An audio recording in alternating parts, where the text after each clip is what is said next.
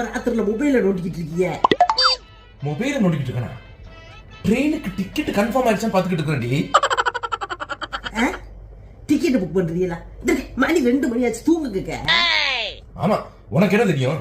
ட்ரெயின்ல எவ்வளவு தூரம் நின்னுகிட்டே போக முடியுமா நம்மளால? லைட் அமர்த்திட்டு தூங்கியா? அங்கிட்டு எழுத்து வேற குட்டி குட்டியா தெரியுது. The next day. ஏங்க